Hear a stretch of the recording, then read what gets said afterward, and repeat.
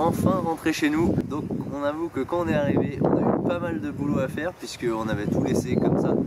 Donc il y avait beaucoup d'herbe à couper, le jardin il n'y avait rien de fait dedans, donc on a commencé tout ça. Ce qu'on a vu aussi, c'est que beaucoup d'entre vous ont pu entretenir le jardin pendant ce confinement.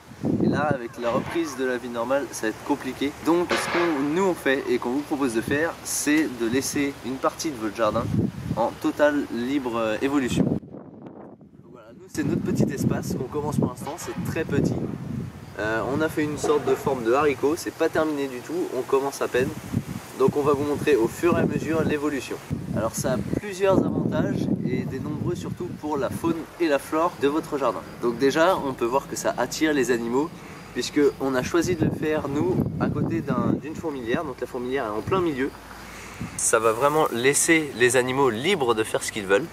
Et depuis 2 jours on a déjà trouvé des orvets et des grenouilles et beaucoup d'insectes évidemment dans notre jardin et dans ce petit lieu là. La biodiversité se trouve dans le sol plus qu'au-dessus de la terre, donc en fait en faisant ça vous allez permettre à cette biodiversité de s'exprimer et de laisser les fleurs sauvages pousser.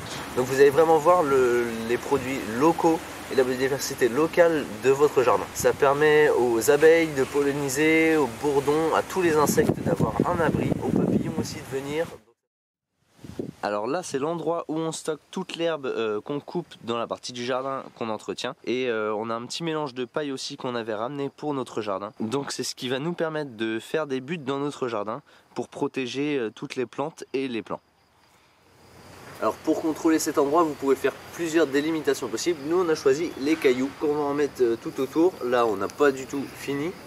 Mais à la fin, voilà, on espère que ça fera un petit truc assez joli et c'est plus facile à délimiter et à entretenir après. Vous pouvez faire aussi des coupes plus droites ou de mettre du bois, de la ficelle, ce que vous voulez pour délimiter. Vous voyez, ça commence. La fourmilière est en train d'envahir le chien. On peut observer la belle cohabitation. Alors toute la faune et la flore qui va venir dans ce petit coin libre, vous avez aussi besoin de les abreuver puisque les insectes notamment vont avoir soif et ils ont besoin de trouver des points d'eau. C'est pour ça que nous, ici, on a fait un point d'eau où vous pouvez voir on a mis un bâton pour que les insectes puissent s'accrocher et sortir et éviter de se noyer. Donc c'est vraiment important de garder un point d'eau.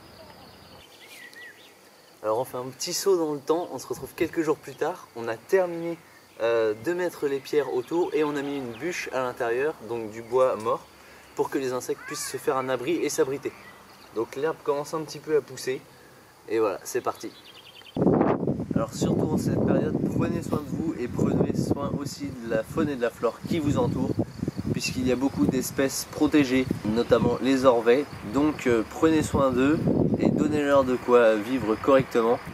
Faites attention quand vous jardinez et pensez aussi que même si vous ne voyez pas les insectes et les animaux, ils sont quand même présents et ont besoin de vous. Donc prenez soin d'eux.